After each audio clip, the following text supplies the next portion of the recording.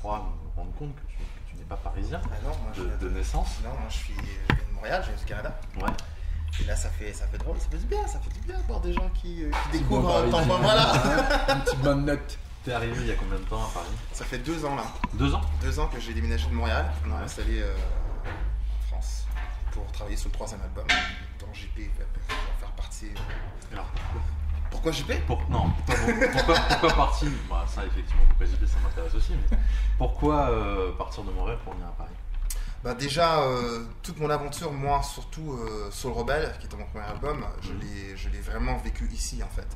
En faisant les premières parties, en faisant des tournées avec JP, avec toute l'équipe. Il a fallu vraiment que je m'habitue à la vibe française. Il y a eu un coup de foudre déjà là.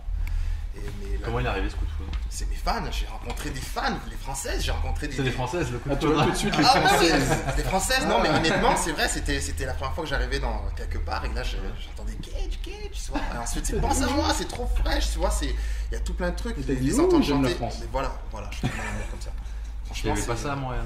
il y avait ça à Montréal, mais ici c'est vraiment amplifié. Vous avez un truc dans la culture qui, quand on t'aime, les gens chantent tes chansons, tu vois. Ouais. Ça paraît qu'ils ont fait leur devoir, tu vois. Enfin, en gros, elles sont amplifiées. Elles, voilà. Elles sont. Mais c'est marrant parce qu'on a l'impression que c'est l'inverse, parce que les gens en général disent que les Français sont un peu mou du genou, un peu.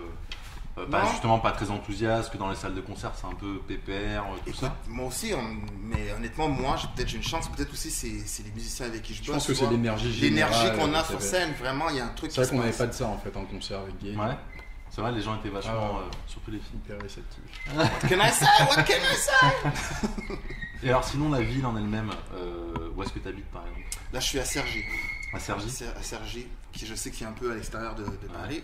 C'est cool, hein. Est-ce que tu as des quartiers de prédilection à Paris, des quartiers que tu aimes bien? Comment tu as découvert cette ville? Est-ce que tu as commencé Moi par... déjà, ma première scène déjà c'était au Casino de Paris. Ouais. Ça déjà c'était mortel. Et ensuite la scène Bastille, pour moi c'est un endroit mythique. C'est là que j'ai découvert la Rimshot. Je suis arrivé là, j'ai découvert une salle, j'ai découvert des gens, juste l'énergie, tu vois. Et sinon, moi, je suis un typique Canadien qui apprécie tu vois, Saint-Germain, Saint-Michel, tu vois, le Pont-Neuf, Les cartes postales de Paris. Voilà. Non mais honnêtement c'est vrai, c'est bête, hein, mais... Non mais nous on s'en les Parisiens s'en rendent plus compte, mais c'est vrai que c'est intéressant de savoir si... De Tout à l'extérieur. fait. Les Champs-Élysées, j'aime bien me balader là et juste kiffer, quoi. Regarder les gens, voir comment les gens interagissent, moi ça me... Et alors les Parisiens, les Parisiens disent que les Parisiens sont chiants. Est-ce que des gens qui viennent de l'extérieur, les gens qui habitent cette ville, est-ce que tu sens une atmosphère agréable, douce, humaine, ou est-ce que tu as quand même un... Je dirais moi à mon égard, oui les gens sont cool avec moi, mais j'ai vu, je sais c'est quoi avoir cet esprit un peu français qui est un peu speed, un peu relou, je dirais même. Parce que mais c'est relou cool, en fait, c'est une autre mentalité comparé à Montréal. Cool, c'est pas mal. Ouais, relou relou cool. cool. Bien un t-shirt, relou cool. Le Parisien relou cool. C'est relou, mais en même temps tu te dis voilà, il a de la personnalité, il a de la répartie, il sait ce qu'il veut. Et je kiffe. Relou avec classe. Ouais, relou avec classe. Et alors, toi qui as vu plusieurs villes, la musique à Paris, est-ce que c'est une ville qui est riche musicale? Est-ce qu'il y a beaucoup de clubs? Est-ce qu'il n'y a pas beaucoup de clubs? Est-ce que... Moi, je sors pas énormément, pour être honnête. Ensuite, c'est... moi, des spectacles qu'on a fait, nous, au Bataclan, au Zénith même, c'est une énergie, vraiment une énergie, je trouve, qui est propre à vous, en fait, qui est propre à la culture, le goût de l'art, en fait. Tu sens que les gens, voilà, les paroles, la musique, des vrais musiciens, des vrais batteurs. Tu sens que dans la foule, il y a pour tout le monde. Tu vois. Le mec qui kiffe la gratte, il va regarder la gratte, il va dire waouh, le bassiste, oh. Il y a des vrais fans et ça, je kiffe, j'adore. Et c'est quelque chose que tu as retrouvé plus à Paris qu'ailleurs? Ouais, même à Montréal, je trouve que c'est différent. C'est différent. Vraiment, à Montréal, on dirait que c'est le show complet. Ici, t'as l'impression que les gens vont plus loin. C'est vraiment de savoir quitter. C'est ce que j'aime. Mais si je peux mettre une parenthèse, je pense qu'aussi c'est une question de public. Chaud. Parce qu'en fait, il y a Parisiens et Parisiens. Le public que nous, on a, c'est un public qui est à la recherche de ça, en fait, par rapport au style de ce qu'on fait, du groove. Parce que c'est vrai que la façon dont on jouait les titres, il n'y a pas beaucoup de concerts, mais de musiciens français, en fait, qui jouent ce genre de musique. Parce qu'on essaie de toucher à tout. assez dans le soul, rock, mais en même temps, on est éclectique dans nos tout en restant éclectique. On peut faire du rock, on peut faire du zouk, un truc entier, en même temps qu'on peut se faire un petit truc de plus jazz. On est capable de toucher différents trucs. Et t'as l'impression que le public parisien est plus à même de... Parce que Mais en fait, en gros, pour Paris, dire ça c'est vite quand fait, même- en fait, quand je dis ça, en fait, c'est plus niveau, je parle génération. Génération. Peut-être que les gens de la génération d'avant ont le côté un peu plus retenu. D'accord, tu penses que la nouvelle génération de Français Ouais, parisiens est bouge quand même plus. Ouais. Tu sortais à Montréal ou c'est juste une question de Même caractère pas, honnêtement, c'est j'aime être en studio. En studio J'aime kiffer avec JP, aller, on se rencontre, on fait un jam, on découvre des nouveaux trucs. Ensuite, c'est de maîtriser la musique, de vraiment la comprendre et de faire kiffer les gens. Comme ça, quand tu arrives en spectacle, on part en guerre, on n'arrêtait pas de dire ça. On part en guerre, on est des guerriers, tu vois. Alors pour finir sur Paris, qu'est-ce que t'aimes pas à Paris? Qu'est-ce que j'aime pas? Peut-être le côté speed, tu vois. Je trouve que... C'est marrant parce qu'on a l'impression que outre-Atlantique, les gens sont encore plus speed. Enfin, moi, ma référence c'est New York, alors je sais pas comment les gens sont à Montréal. Je sais pas, peut-être c'est... Moi, quand je fais les radios ici, ça a été un truc le matin, tu te dis, mais le mec, il a pris quelque chose, ça, c'est sûr. Ça peut pas être... Allez, on dit, waouh, t'es comme genre, wow, le matin, on peut pas être... Je me réveille, café, tranquille, prends un petit croissant, Détends-toi. Voilà, un petit pain au chocolat, voilà, Voilà, c'est un truc que je trouve qui... Les Parisiens sont tendus. Ouais. Et C'est c'est important. Et c'est pour ça que c'est important pour moi de revenir à Montréal, ressourcer, recharger mes batteries, ensuite je reviens et là, on y va, tu vois. Est-ce que Paris est une plaque tournante des musiciens? Parce que moi j'ai l'impression qu'il y a justement des chanteurs étrangers qui viennent faire un peu leur marché à Paris et qui emmènent des musiciens parisiens Je dans peux leur comprendre tournée. parce que vous avez vraiment de très très bons musiciens. Vraiment des musiciens qui ont vraiment... Que moi je pense à JP, ce que j'aime avec JP, c'est qu'il a une personnalité avec sa basse. Tu vois. T'as vraiment l'impression que tu rajoutes... Quand on pense aux États-Unis, The Roots, tu vois, on part à Questlove, il amène un truc, tu vois. Et lui, JP, il amène son groove, tu vois. Et je pense à Nico Watt, qui est un autre pianiste extraordinaire maintenant qui joue avec Étienne Ringer. Et encore, il a sa patte. Alors là, si tu prends un ingrédient plus un autre ingrédient, tu les mélanges ensemble, t'as un truc qui... Waouh! Mais comment t'expliques que ça existe à Paris? Comment tu... Il y a plus de spectacles ici, je crois déjà. Et vous êtes vraiment une plaque tournante, je crois. En Europe, je pense que tous les Américains et Canadiens, tout le monde débarque ici parce qu'ils savent très bien qu'il y a un truc qui se passe ici au niveau musique, au niveau, je sais pas, la recherche de la musique peut-être, je sais pas. Tu dis quoi toi, comment tu...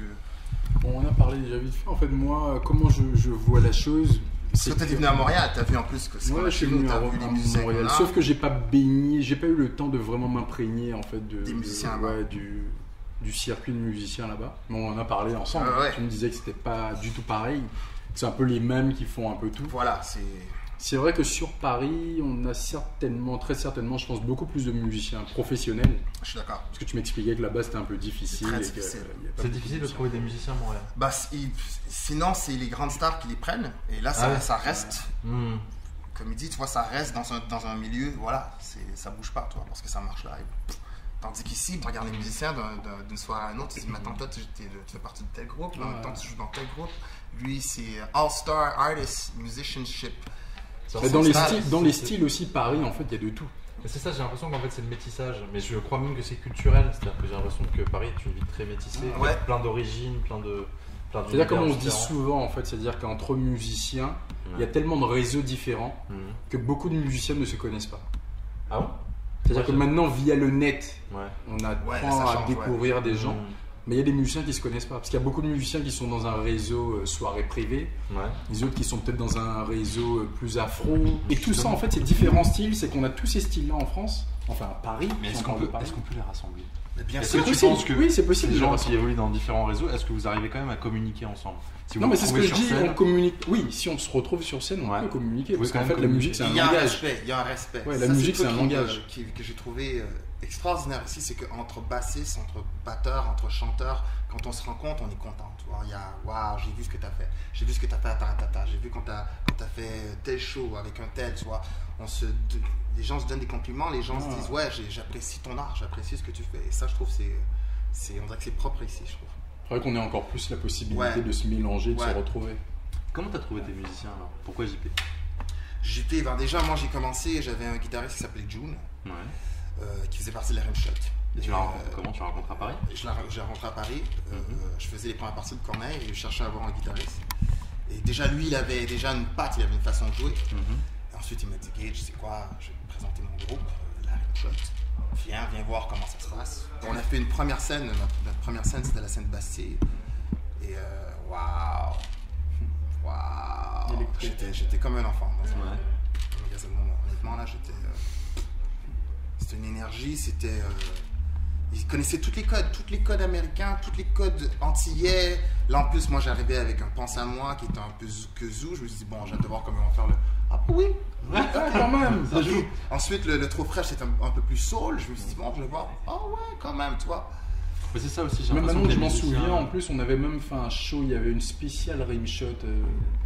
C'était à Nanterre, je crois, et t'avais été invité. Tu ouais. C'est la première fois qu'on a fait Purple Rain, je crois. Ouais. Purple Rain. C'est ça, parce qu'en plus, j'ai l'impression que les musiciens parisiens ont une grande faculté à jouer plein de courants musicaux différents. Pour moi, comme un artiste comme moi, c'est inespéré. C'est inespéré de pouvoir trouver des musiciens qui vont pouvoir traduire exactement ce que tu as. Et avec l'énergie, tu vois. C'est une belle ville, Paris. Ouais, quand même. Bon, et qu'est-ce que t'aimes pas chez les musiciens? Ce que j'aime pas, rien. Qu'est-ce que t'aimes pas chez les musiciens? Qu'est-ce que j'aime forcément un truc que t'aimes pas. Mais après, c'est une question de personnalité ou pas. Je peux pas te dire que j'aime pas ça chez les musiciens ou j'aime ça chez les musiciens.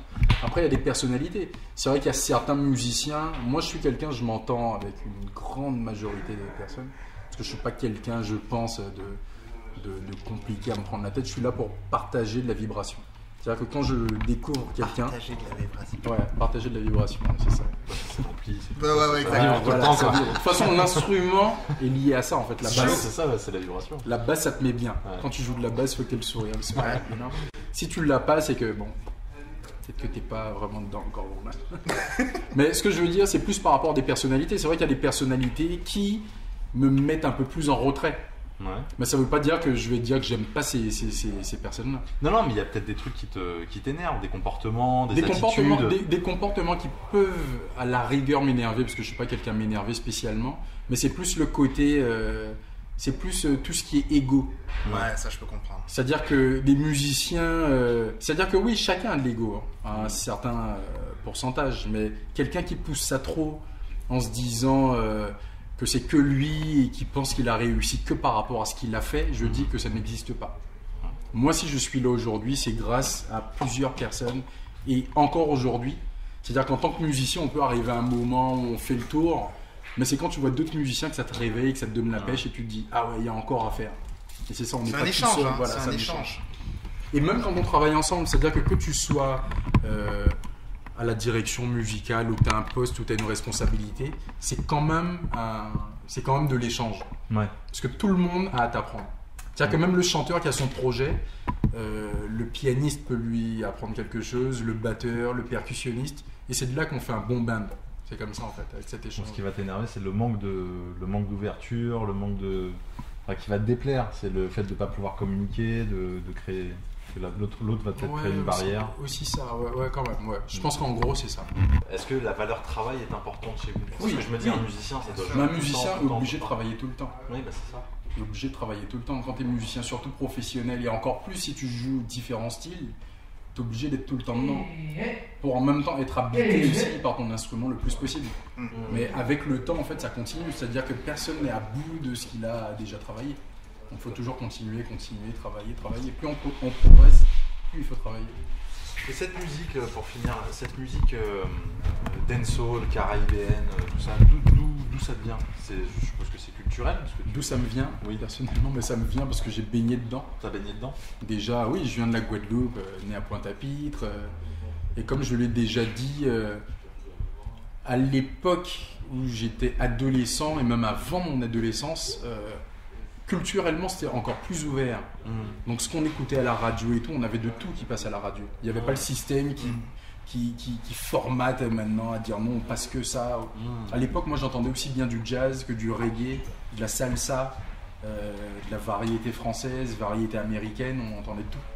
Et quand tu es arrivé à Paris, est-ce que cette musique qui, toi, t'affectionnait, t'as pu vite en jouer? Ou est-ce que tu t'es rendu compte que c'était compliqué, qu'il n'y avait pas forcément un public? J'ai pu vite en jouer. Oui, il y a quand même un public qui est là pour ça, en France. Public qui est là pour ça. Quand je suis arrivé, quand même, c'est une période, comme ça fait déjà près de 20 ans, où il y avait quand même un gros système dans cette musique, mais c'est vrai que c'était moins comme maintenant avec plein de soirées où il y a quand même du live. D'accord. La musique antillaise, par exemple, comme tu dis, Kassav, c'est grâce à Kassav, si je suis là, c'est grâce à eux, qui faisaient tous les plus gros shows, mais c'est vrai qu'il n'y avait pas encore le mouvement qu'il y a maintenant avec la nouvelle génération de musiciens, où il y a plusieurs petites soirées avec des petits concerts, ou même des gros concerts, parce que maintenant on fait pas mal de zénith. Bercy qui a eu lieu dernièrement, la nuit de l'outre-mer. Ouais. Parce que beaucoup de projets, albums, studios, des disques qui sortaient, donc il y avait quand même du boulot. Et toi, en tant que musicien, vu que tu avais tout cet univers qui te collait à la peau, quand tu as rencontré d'autres musiciens, est-ce que ça t'a porté préjudice ou est-ce qu'au contraire, est-ce que tu as été catalogué, identifié comme musicien musique caribéenne et résultat, on t'appelait pas pour laisser en studio, on t'appelait pas pour faire du jazz, pour faire du rock, pour faire de la salsa, enfin tu vois. Ça par contre, pour te le dire, c'est quelque chose qui existe. Ouais. Ça existe pas mal ici. Mais je suis pas. Non, j'ai jamais eu Ensuite, c'est à toi, je crois, en tant que musicien, de t'ouvrir, d'aller justement aller frapper à d'autres portes. Voilà, là, et dès le début, j'ai joué un peu de tout. Donc, quelque part, ça crée différents réseaux. T'as un vrai groove. Alors, quel que ce soit un bon groove en rock ou en truc antillais, en truc du pays, tu vas quand même retrouver la patte JP Groove. Tu vois. Ça, c'est... Donc, il n'y a pas de cliché. Il n'y a pas de cliché. Non, mais dans le milieu des musiciens, il n'y a pas de cliché. C'est-à-dire, toi, on va t'appeler pour faire... dans le milieu, c'est ce que je dis. Dans le milieu, il y a quand même des clichés. Je ne peux pas dire qu'il n'y en a pas. Parce que moi, tu vois, Amen Viana, par exemple, le guitariste, me disait, des fois, il arrive en studio, c'est une prise de guitare, tu vois, manouche ou un truc comme ça, le mec, il le regarde et il fait non, ça va pas le faire. Juste parce qu'il... Non, mais c'est pour ça que je te dis que ça existe. Ouais. Quand tu te présentes aux gens, moi, je suis quelqu'un, en fait, j'ai pas de limite dans ma tête quand j'arrive quelque part. Ouais. Si j'arrive dans un milieu rock, même si les gars me connaissent pas, c'est à moi aussi, en fait, de les mettre dans la... ne pas rester là et dire, ouais, ok, parce qu'ils vont se dire, ah non, mais lui, il est pas dans le truc. Je pense que c'est à soi-même aussi d'avoir...